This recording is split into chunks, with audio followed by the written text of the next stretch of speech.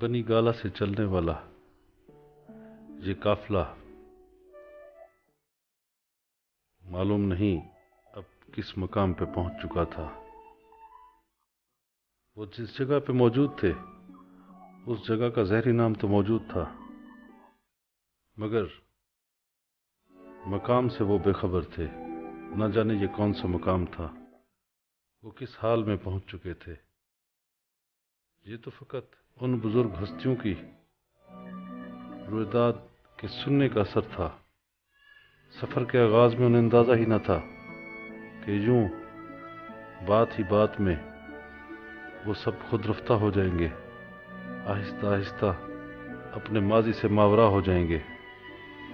وہ یہ تک بھی بھول جائیں گے کہ کہاں سے آئے تھے، کہاں موجود تھے اور انہوں نے آگے جانا کہاں تھا۔ بس ایک بے خودی ان پہ چھائی تھی۔ اسی بے خودی میں ہی ان کے کانوں میں درویش کی آواز سنائی دی۔ درویش انہیں کہیں چلنے کے لیے کہہ رہا تھا۔ درویش شاید انہیں مخدوم حضرت سید جلال الدین سرخ پوش بخاری رحمۃ اللہ علیہ کی بارگاہ کے زینے چڑھنے کا کہہ رہا تھا۔ وہ سب عجز و انکساری میں ڈھلی تربت مقدس کے قدموں میں جا کر بیٹھ گئے۔ سب پر ہیبت طاری تھی۔ لگتا تھا کہ گویا کسی بہت بڑے شہنشاہ کے حضور انہیں لا کر بٹھا دیا گیا ہو۔ اس پر مستضاد یہ کہ وہ آداب شاہی سے ہی آگاہ نہ تھے۔ وہ یہاں بیٹھ کر کیا کرتے؟ مناجات، تسبیحات، ورد وظائف یا مراقبہ و مکاشفہ کی کوشش انہیں کچھ سجھائی نہ دیا۔ وہ تو گویا سب کچھ بھولے بیٹھے تھے۔ ان کے من میں سچے عجز اور لاشے ہونے کے احساس چھائے تھے۔ وہ فقر و مستی کے اسی کیف میں گھرے تھے۔ ان کے دل میں بار بار صدائیں بلند ہو رہی تھیں کہ یہ مولا کائنات حیدر قرار حضرت علی المرتضیٰ کے آل اولاد کا آستان ہے۔ یہاں حضرت سید جلال الدین سرخ پوش بخاری کی بارگاہ ہے۔ اس بارگاہ میں نیاز مندانہ سلام پیش کیے گئے اور پھر چپکے سے اٹھ کر محبت بھرے بوسے ثبت کرتے ہوئے پاؤں پہ پاؤں ٹکاتے ساری سنگت بہر آ گئی۔ جلال حیدر قرار ثانی کے پیش نظر وہ سانس بھی دھیمی دھیمی لے میں لے رہے تھے۔ پھر وہ حضرت مخدوم جہانِ جہاں گشت کی بارگاہ میں پہنچے۔ یہاں ان کے دلوں کی سہمی ہوئی کلیاں کھل اٹھیں۔ انہیں محسوس ہوا کہ جیسے مخدوم جہاں سرکار اپنے بچوں کی طرح سب کو سینے سے لگا رہے ہوں۔ حضرت مخدوم جہانِ جہاں گشت سرکار حضرت سید جلال الدین سرخ پوش بخاری سرکار کے پوتے تھے۔ آپ کا فیض آپ کے انہی پوتے سے ہی دور دراز خطوں میں پہنچا۔ اس دھرتی پر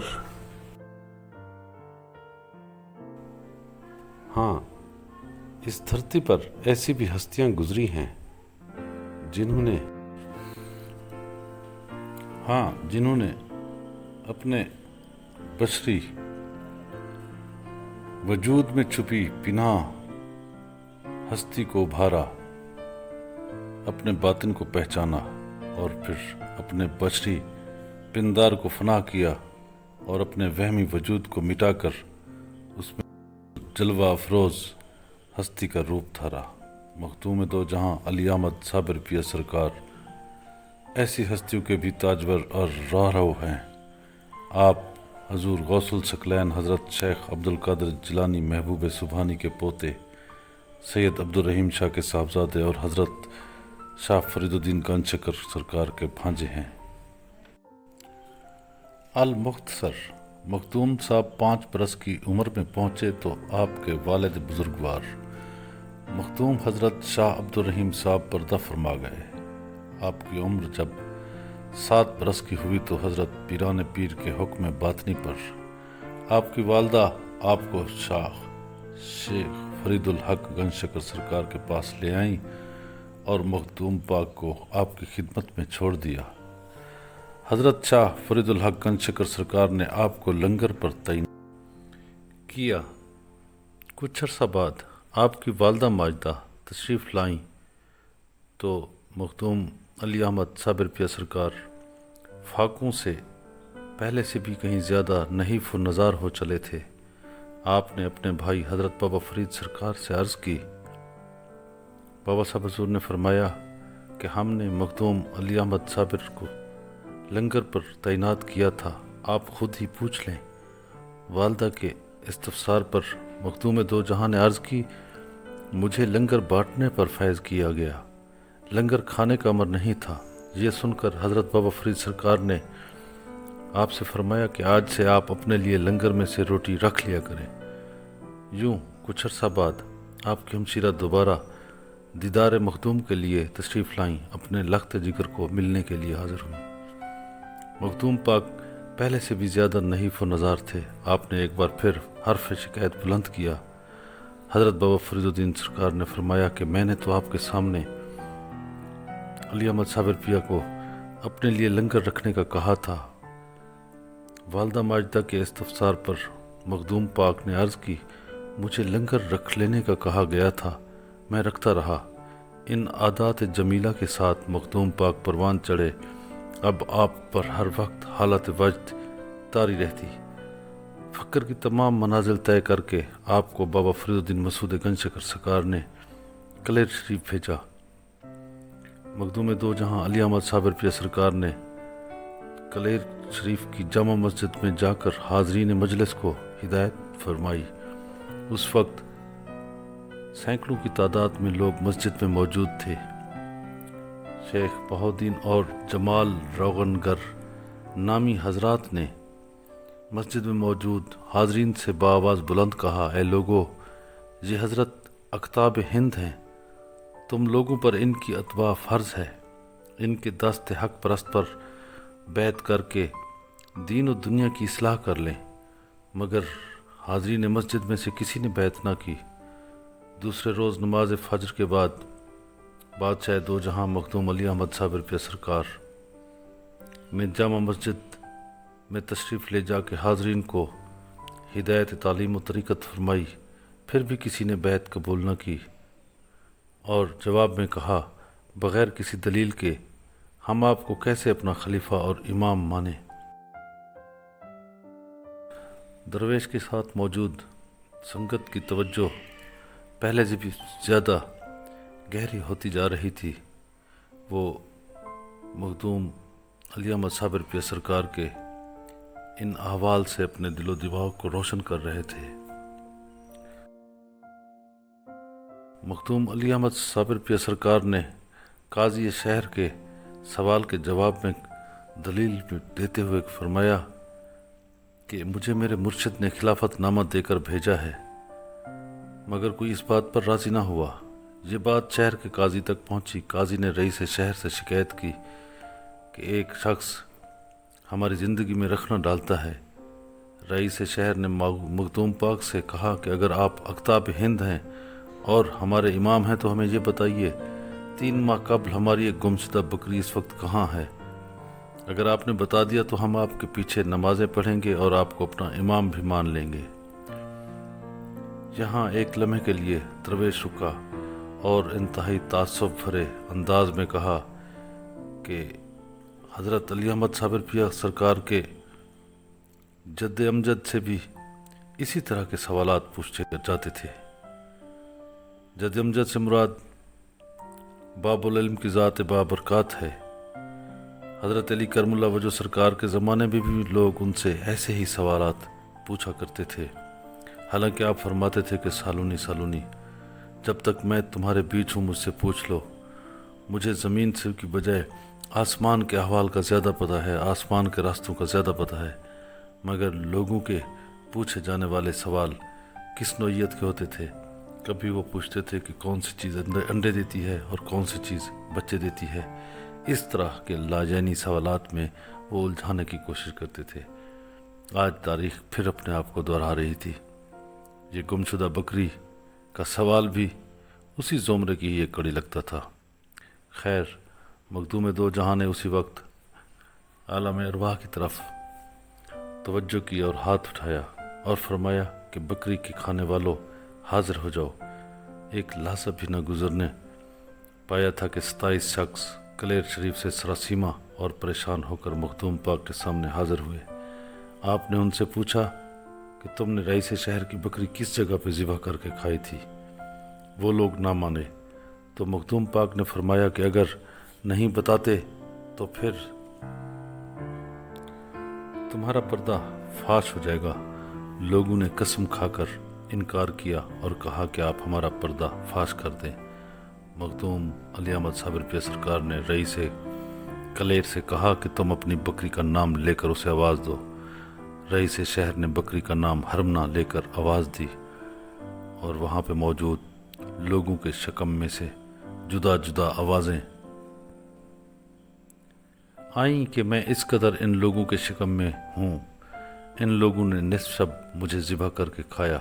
ये आवाज़ें सुनते ही रईस कलेर ने बरमला कहा कि आप बेशक अख्ताब हिंद हैं, मगर नफ्स को अपना इमाम मानने वाले काजी ने रईस शहर के कान में ये कहा कि ये शख्स जादूगर है और जादू की मदद से ये अमर वाक़ हुआ। तुम भी बहक गए हो। बाद अज़ां काजी के असर रसूख के पेश नज़र रईस कलेर भी बहक गया और आपको जादूगर गर्दाना। लोग आपकी दावत पर माइल ना हुए। आपने सारे हालात अपने मखदूम फरीदुल हक गंज शकर सरकार के पास अरसाल किए। हज़रत बाबा साहब ने फरमाया, मखदूम ने बहुत ज़ब्त से काम लिया। आपने ख़त काजी के पास भेजा।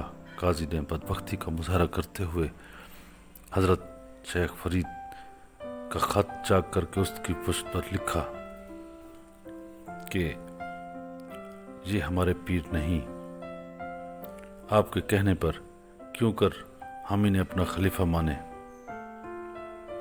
आपने फिर एक ख़त रईस कलेर को भेजा और फरमाया, मेरे मखदूम की बैत से तुझे रोयत जनाब सरवर कायनात सल्लल्लाहु अलैहि वसल्लम हुआ करेगी। रोयत से मुराद यानी दीदार मोहम्मद मुस्तफ़ा अहमद मुज्तबा सल्लल्लाहु अलैहि वसल्लम होगा, मगर बैत के बगैर ये मर्तबा हरगिज़ ना मिलेगा।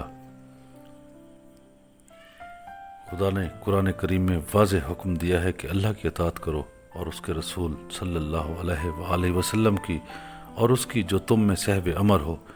इस तहरीर पर हज़रत बाबा साहब ने अपनी मोहर लगाई और अलीमुल्ला नामी वक्त के अब्दाल के हाथ ये तहरीर रवाना की। अलीमुल्ला अब्दाल ने यह ख़त रईस कलेर और काजी को पहुँचाया। उन्होंने पूछा, तुम पाक पतन से कब रवाना हुए थे। अलीमुल्ला अब्दाल ने कहा, मैंने ज़ोहर की नमाज हज़रत बाबा फरीद फ़र्द आलम के पीछे पढ़ी और असर यहाँ कलेर में मखदूम दो जहाँ के पीछे। रईस कलेर और काजी ने यह सुनकर पूछा, आपकी इस तेज़ रफ्तारी की वजह क्या है। अलीमुल्ला अब्दाल ने कहा, मैं मखदूम अली अहमद साबिर पिया सरकार का ग़ुलाम हूँ। मुझे ये मर्तबा आपकी कुतुब हिंद की ग़ुलामी से मिला। फिर रईस और काजी नामा ने और दूसरा नामा मुबारक भी फाड़ कर मखदूम दो जहाँ के पास भिजवा दिया और कहा, जो होगा देखा जाएगा, ये सरीहन सहर और बातिल है। मखदूम दो जहाँ ने दुख के साथ अपने मुर्शिद की खिदमत में अहवाल लिखे और अपने मुतल्लिक़ कहा कि इस फ़कीर पर निहायत सदमा है और हर लम्हा इल्हाम होता है। आप पर तमाम हाल रोशन है। जल्द इस सदमे अजीम से रिहाई फरमाइए, वरना फ़कीर की बीमारी तूल पकड़ जाएगी और इलाज सख्त मुश्किल हो जाएगा। मखदूम अली अहमद साबिर पिया सरकार ने अलीम अब्दाल को ये अरीज़ा देकर रवाना किया और उसी शब जवाब लाने की ताकीद की। अलीमुल्ला अब्दाल के ज़रिए हज़रत बाबा फरीद फ़र्द आलम ने रईस शहर और काजी का हसबनामा मंगवाया और अलीमुल्ला अब्दाल से पूछा कि तुम्हें क्या महसूस होता है। अलीमुल्ला अब्दाल ने अर्ज़ की, मुझे कलेर पर कहर खुदाबंदी नाजिल होता लगता है। मुझे डर है कि मैं भी सोख्ता ना हो जाऊं, जल ना जाऊं। अलीमुल्ला अब्दाल ने कहा, सरकार, मेरी उम्र इस वक्त 125 से ऊपर है, मगर आज तक मैंने ऐसा खौफ महसूस नहीं किया। हज़रत शाह शेख फरीद आलम सरकार ने अलीमुल्ला अब्दाल की तसल्ली कराई और अलीमुल्ला अब्दाल मखदूम दो जहाँ अली अहमद साबिर पिया सरकार की खिदमत में पहुँचे, अपने मुर्शिद का फरमान नामा चूमा और फिर फरमाया कि बरज़दल्लाहुल वाहिदुल कहार की शान का ज़माना करीब आ गया। अली मुल्ला अब्दाल ने अर्ज़ की, हज़रत मुझको क्या हुक्म है? जनाब के पास ये ग़ुलाम किस तरह ठहर सकेगा? मखदूम अली अहमद साबिर पे सरकार ने फरमाया, अल्लाह का नाम आपकी किफ़ालत करेगा, आप मेरी पुश्त के पीछे अमन में रहेंगे। फिर मखदूम जो दो जहां ने मुर्शिद नामा ग्रामी अली मुल्ला अब्दाल से पढ़वाया, उसमें तहरीर था कि मखदूम मेरे, ये शहर तेरी छेरी है, चाहे तो मांस खा चाहे तो दूध पी। हज़रत बाबा फरीद सरकार का ये पैगाम मिलते ही 9 मुहर्रम की सुबह अली अहमद साबिर पे सरकार ने दरूद सैफुल्लाह, हिर्ज़ जमानी शरीफ और हिर्ज़ मुर्तज़वी सुल्तानुल औराद को तिलावत किया और आसमान की तरफ देखा, और फिर 10वीं मुहर्रम को कुछ फ़ज़ाइफ पढ़े। एक साथ बाद ज़मीन ने बतौर ज़लज़ला जुम्बिश की। अली मुल्ला अब्दाल मखदूम पाक की पुश्त पाक पे चले गए। मखदूम पाक ने फरमाया कि पीछे रहकर देखते रहो कि अब खुदावंद करीम कहर का क्या तूफ़ान लाता है। कुछ देर बाद फिर ज़लज़ला आया। उधर राई से क्लेर ने काजी को बुलवा कर पूछा कि एक दिन में ज़लज़ले का ये तीसरा झटका है। काजी भी सरासीमा था। राई से क्लेर ने कहा, मुझे लगता है अख्ताब हिंद ने अपना ज़ोर दिखलाया है। रईस ने काजी से कहा, चल कर उनसे माफ़ी मांगते हैं। मगर काजी मरदूद ने कहा, मैं एक औरत को जानता हूँ जो इनका तोड़ करेगी। उस औरत को लाया गया तो उसने कहा, ये सहर है, मैं ज़मीन को 11 बार झटका दे सकती हूँ। फिर उसने ज़मीन को झटका दिया, जो कि हकीकी ज़लज़ला नहीं था, बल्कि उस औरत ने अपने शैतानी इल्म के ज़रिए लोगों के खाली जहन को झटका दिया था। उसके बाद रईस और काजी अनगिनत सरदारों के साथ जामा मस्जिद गए। वहाँ जुमा की अजान हुई, मगर उनसे पहले मखदूम इमामत वाले मकाम पर मौजूद थे। आपने फरमाया कि अब भी वक्त है, मुझे अपना इमाम मान लो। मगर वो ना माने और आपको मुसल्ला से हटा दिया। आप पिछली सफ़ में आए, मुख्तरन आपको किसी ने जगह न दी और आप मस्जिद से बाहर तशरीफ़ ले आए और इस दौरान नमाजी रकू में पहुँचे। अल्लाह पाक का इज़्न देखें, अपने प्यारे को मस्जिद से बाहर निकालने पर अल्लाह पाक ने मस्जिद ही मुनहदम कर दी। और फिर इस मस्जिद के इन्हदाम पर मखदूम दो जहां ने कहा कि ये लोग अब रोज़े क़यामत तक तहत सरा में दबे रहेंगे। मस्जिद आन की आन में ज़मीन बोस हो गई। तमाम शहर में तहलका बर्पा हो गया। आप मखदूम दो जहां आतिश कहारी का रूप धारे ज़बान मुबारक से या हू या मन हू या मन लैसा लाहू लाहू हक हक कहते गए और हर तरफ हक हक होता गया। तमाम रूए अर्ज़ के हज़रातुल अकबा, साहिब विलायत, मजजूब और साइलीन की अफवाज ने बाआवाज़ बुलंद मनादी करके इस हैबत तराज वाक़या को मुश्तहर कर दिया। हर सू इस वाक़या की हैबत का चर्चा होने लगा। मखदूम पाक किसी एक जगह क़याम फरमा न हुए, पहले अपनी क़याम गा गए और तमाम अहवाल अली मुल्ला अब्दाल के ज़रिए अपने शेख जनाब शाह फरीदुद्दीन गंजशकर की खिदमत में भिजवाए और अली मुल्ला अब्दाल से फरमाया कि वापसी पर तिलावत इलाही करते हुए आना और मेरे सामने हरगिज़ ना आना, नहीं तो जल कर राख हो जाओगे। मेरी पसे पुश्त ही तुम्हें पनाह मिलेगी। बाबा फरीद सरकार ने मखदूम पाक को अख्तियारात कुल्ली अता फरमा दिए और यूं मखदूम दो जहां ने एक दरख्त गोलर के करीब अकामत फरमाई और गोलर के दरख्त की एक डाली हाथ में पकड़ ली और दस्ते रास्त की उंगश्त शहादत मुट्ठी बंद करके बुलंद की और हाथ कल्ब के बराबर करके निगाह आसमान की जानिब उठा दी। आप कुछ अरसा इसी तरह हालत इस्तग़राक में रहे। जब इस हालत को कमाल हो गया तो आपके हाथ गोलर की डाली से अलग हुए और निगाहें बंद हो गईं और फिर मगरबी जानिब आप आए। جہاں آج آپ کا مزار اقدس ہے۔ اپنی آنکھیں کھولیں جو ہی آپ کی نگاہ قہر امیز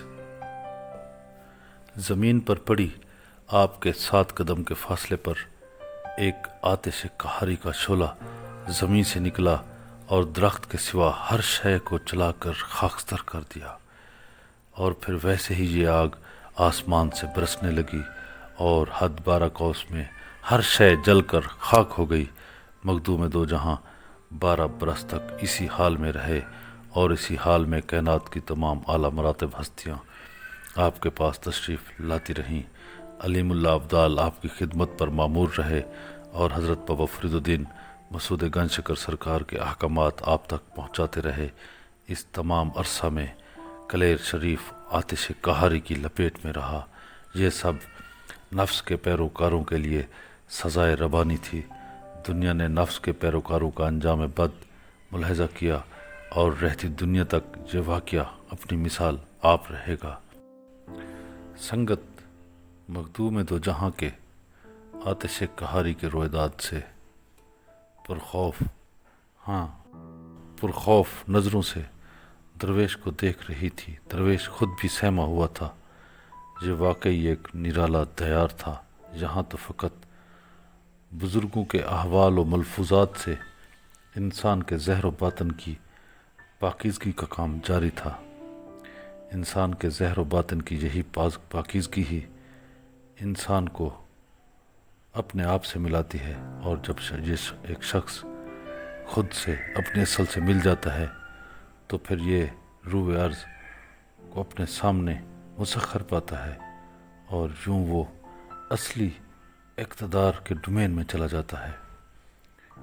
بہرکیف اگلے کسی حال سے قبل سنگت ایک بار پھر اپنے عقائد و نظریات کا جائزہ لینے میں گم تھی۔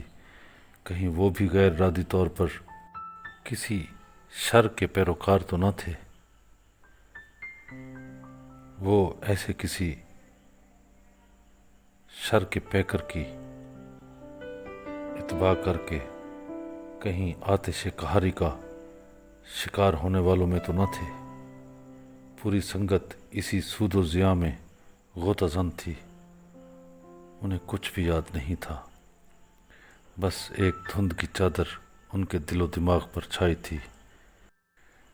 پھر دھند کی یہ چادر آہستہ آہستہ سرکنا شروع ہوئی، اور ان کے سینہ ادراک پر ایک پر اسرار سا منظرنامہ ابھرنے لگا۔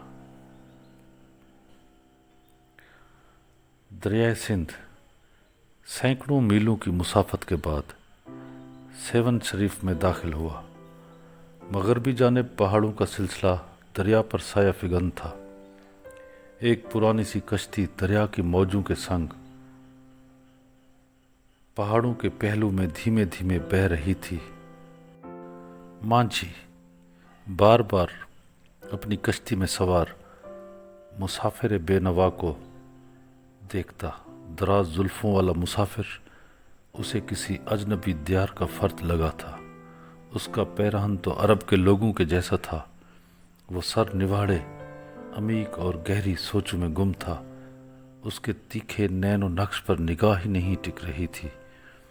کشتی کے ملاح نے کئی بار مسافر سے ہم کلام ہونے کا ارادہ کیا، مگر کوئی نادیدہ قوت اسے مخاطب ہونے سے روک دیتی۔ ملاح اگر ذرا سی محویت سے بھی گیس و دراز کو دیکھتا تو اس کی اپنی کیفیت بدلنے لگتی، اس کی نبضیں تیز چلنے لگتی، دوران خون کی گردش میں تیزی آ جاتی اور سانسیں ڈوبنی شروع ہو جاتی۔ ملاح کو اپنی یہ حالت زیادہ دیر تک سر نگوں پر اسرار ہستی کو دیکھنے نہ دیتی، اور وہ گھبرا کر دریا کی موجوں کے اتار چڑھاؤ کو دیکھنے لگتا۔ اپنے حال میں مست بندہ خدا تو دنیا و مافیا سے بے نیاز اپنے من کی نگری میں ہی غوطہ زن رہا۔ اس کی منزل شاید دل کی دنیا میں ہی تھی، ورنہ وہ اپنے مقام پر پہنچنے کے لیے ایک بار تو سر اٹھا کر قرب و جوار کا جائزہ لیتا۔ ملاح ہولے ہولے پہاڑوں کے دامن میں بہتے دریا میں کشتی کھیتا رہا۔ مرد مست حال دیر گئے اپنے استغراق سے بہرایا اور سر بلند کیا۔ ایک گہری نظر پہاڑوں پر دوڑائی، نظر کی بلندی لمحات میں پہاڑوں کو سر کر گئی۔ ملہا نے اپنے سفینہ کے سردار کو یوں بیدار ہوتے دیکھا تو خدا کا شکر ادا کیا۔ اس نے ہم کلام ہونے کے لیے سوال کی طرف دیکھا تو یک لخت اپنی نظریں پھر عقیدت سے جھکا دی۔ آنکھوں کی سرخی اور چہرے کی تابناکی نے ملہا کو گویا پھر بے سدھ کر دیا۔ اسے یوں لگا کہ جیسے روح کی کسی انجانی دنیا سے کوئی بہت بڑی ہستی دنیا پر اتر آئی ہو۔ ایسی ہستی کے روبرو خاموشی میں ہی سعادت تھی۔ بس چپ چاپ اگلے فرمان کا انتظار اسے زیادہ موزوں لگا۔ سرخ پوش ہستی کا خوبصورت تراشیدہ دست آہستگی سے بلند ہوا۔ اشارہ پاتے ہی مانجھی نے یک لخت کشتی کا رخ موڑ کر اسے چھوٹے سے ایک پہاڑی درے کی طرف موڑ دیا اور چند ساعتوں میں قدرے ایک متوازن پہاڑی تھڑے سے کشتی لگا دی۔ مستوار مسافر چپ چاپ اٹھا، اپنی گودڑی کو بے نیازی سے شانوں پر ڈالا اور پہاڑی تھڑے پر اتر گیا۔ آگے بڑھتے قدم پل بھر کے لیے رکے اور پھر یکدم پیچھے مڑ کر کشتی کے ملہا کی طرف دیکھا۔ ملہا چاند کی نور پاشیوں میں نہلا گیا۔ ملہا اپنے سر سے پاؤں کے ناخن تک جسم و جاں میں ارتعاش محسوس کرتا ہوا احترام و عقیدت سے جھک گیا۔ اسے ایک دیکھنے سے اپنی ساری زندگی کی کشتی رانی کا معاوضہ مل گیا تھا گویا، بلکہ یہی ایک نظر کیمیا اسے اپنی آل اولاد کی بھی ہمیشہ کے لیے کفیل محسوس ہوئی۔ خیرات دید بانٹتے ہی سرخ پوش مرد مست والست پہاڑ کی بلندی کی طرف بڑھا۔ کافی بلندی پر جا کر وہ تھوڑی دیر کے لیے رکا، ایک بار اپنی توجہ قلب پر کی اور پھر معنی خیز مسکراہٹ کے ساتھ پہاڑ کی قدرے ہموار سطح سے مغرب کی طرف مڑا۔ پھر ایک نظر پہاڑوں پر دوڑائی۔ مست حال مرد کی تپش دید پہاڑوں کو پگھلاتی ہوئی آر پار ہو رہی تھی۔ فقیرانہ حال و حلیہ والے سرخ پوش نے پہاڑوں کی ایک دو بلند چوٹیاں سر کی اور پھر مغرب کی جانب ایک پہاڑی چھجا کے اندر قدم دھر دیا۔ پہاڑی چھجے میں ہلکا اندھیرا تھا، مگر وہ اندھیرے اجالے کی بندشوں سے آزاد ہی لگتا تھا۔ شہباز لامکانی کی طرح مست حال کی نظروں نے چھجا کے اندر ایک تنگ و تاریک غار کو دیکھا اور پھر آہستہ انداز میں خود سے بھی کسی اعلیٰ و افضل ذات کی شان کا شعر تلاوت کرتے ہوئے پرسوز انداز میں گنگنایا: نہ رست کس بہشت و جہش، من شہباز بندہ درگاہش، برحالش بود میرا خواہش، ہر زمان است ز خانم آگاہش، حیدریم کلندرم مستم بندہ مرتضیٰ ہلی ہستم۔ درویش کی ہم رکاب سنگت کی سوچ کے سوتے خشک ہو چلے تھے، ایک کے بعد ایک نیا حال۔ ان کی حالت تو شمع کی لو کی مانند ہو گئی تھی، ہر آن ایک شعلہ کی مانند میں ابھرنا اور اسی لمحے ابھر کر دھواں ہو جانا۔ چار یار کی سنگت کے نقش پا کی تلاش میں وہ پہلے کلیر شریف گئے اور اب اچ شریف سے کسی اندیکھے جہاں کے پہاڑوں میں قیام پذیر تھے۔ ان کا ذہن ابھی نتائج اخذ کرنے سے قاری تھا، ویسے بھی وہ ان اسرار سے پل بھر کے لیے توجہ ہٹانا نہیں چاہتے تھے۔ درویش انہیں سیوستان کے قریب قائم پہاڑوں کے سلسلے میں کسی شہباز لامکاں کی آمد کے احوال کی فلم دکھا رہا تھا۔ وہ سرخ پوش مستوار فقیر کی منقبت کے اتار چڑھاؤ میں غوطہ زن ہی تھے کہ درویش کی بھرائی ہوئی آواز ابھری۔ پہاڑی چھجا میں اس ہستی نے اپنے آقا اور کائنات کے بہت بڑے شہنشاہ کی منقبت کو دلگیر انداز میں گنگنایا۔ سرخ پوش فقیر کی پرسوز آواز سنگلاخ پتھروں سے ٹکرا کر بازگشت کی صورت میں پھر گونجی: نہ رست کس بہشت و جہش، من شہباز بندہ درگاہش، ہر حالش بود میرا خواہش، ہر زماں است ز خانم آگاہش، حیدریم کلندرم مستم بندہ مرتضیٰ ہلی ہستم۔ منقبت کا معنی و مفہوم سنگت کے جسم و جاں پر درویش کے لفظوں میں واضح ہوا: میرے لیے جنت میں جانا فخر نہیں، اسی لیے میں بہشت کی طلب و خواہش نہیں رکھتا، میں شہباز مولا مشکل کشا حضرت علی المرتضیٰ کی درگاہ کا غلام ہوں۔ وہ میرے ہر حال سے ہر وقت آگاہ اور باخبر ہیں، وہ میرے ساتھ موجود ہیں۔ میں حیدری ہوں، میں کلندر ہوں، میں مست ہوں، میں جناب علی المرتضیٰ کا بندہ ہوں۔ یہ مرد مستوار ایک مرد کلندر ہما اوصاف یگانہ تھے، یہ حضرت سخی لال شہباز کلندر تھے۔ مرد کلندر کی اس منقبت نے سنگلاخ پہاڑوں کو موم کی مانند پگھلا دیا۔ اس دل پذیر ثنا خوانی کی آواز نے غار کے اندر سرایت کی۔ ثنا خوانی کی بازگشت کے ساتھ غار میں سے کسی خوشبو کے جھونکے کی طرح ایک تن تنہا اللہ والا بہر آیا۔ اس کی زلفوں کی طوالت بیان سے بہر تھی۔ وہ بھی مرد کلندر کا کوئی ہم مشرب اور رازداران حق لگتا تھا۔ یہ حضرت مخدوم لکی شاہ صدر تھے، گئے زمانوں سے اس پہاڑ میں یار حقیقی کی یاد میں چلا کش تھے۔ کلندر کبریا سیوستان کے اس دور دراز خطے میں انہی سید سردار کی دعوت پر تشریف لائے تھے۔ یہ دعوت انہیں کسی دوسرے دیار میں موصول ہوئی تھی۔ مالک لم یزل کے ان انمول شہکاروں نے ایک دوسرے کو سینے سے لگایا، فقیرانہ اسرار کا تبادلہ کیا، اپنے جان جانان کے ذکر خیر سے اپنے اپنے قلب و جاں کو خیرہ کیا۔ وادی کفرستان یعنی سیوستان میں سردار الانبیاء صلی اللہ علیہ وآلہ وسلم اور آپ کے خانوادہ خیر کے پیام بری کا ارادہ مصمم کیا۔ خدائی اسرار کی حامل ان دونوں ہستیوں نے آنے والے زمانوں کو اپنے نور حق سے فیضیاب کرنے کی پیش بندیاں فرمائیں اور پہاڑی چھجا سے باہر کھلی فضا میں تشریف لے آئے۔ ظاہری تبادلہ خیال کے علاوہ روحانی طور پر معلوم نہیں کیسے کیسے راز نیاز ایک دوسرے سے بانٹے گئے، مگر اب وہ دونوں خاموش تھے۔ وہ پھر اپنی خود رفتگی میں لوٹ رہے تھے۔ پہاڑوں کی خنکی، رات کی تاریکی، قیام و طیام ان کے مسائل ہی نہ تھے۔ ان کے بیٹھنے سے یوں لگتا تھا کہ اب وہ شاید کسی اور کے منتظر ہیں۔ کبھی کبھار وہ دونوں مردان حق نظریں ایک دوسرے سے ملاتے، اشاروں میں تبادلہ احساسات کرتے اور پھر سرنگوں۔ نصف شب گزری تھی کہ رات کی تاریکی میں روشنی کے ڈورے ڈولنے لگے۔ سیاہ تاریک رات میں صبح صادق جیسی سپیدی عود آئی۔ حالانکہ ابھی تو رات کا تیسرا پہر بھی شروع نہیں ہوا تھا، پھر یہ سپیدی کہاں سے اتر آئی تھی؟ ماحول روشن روشن کیسے ہونے لگا تھا، مگر وہ دونوں مردان کلندر ظلمت و تاریکی میں ابھرنے والی نور کی روشنائی کو خوب سمجھ رہے تھے۔ چند ہی ثانیوں میں دونوں بے ساختگی میں اٹھے اور پہاڑ کے چھجے کی دوسری جانب نگاہیں بلند کی۔ ان کے بیچ میں ایک چھوٹی سی کھائی تھی۔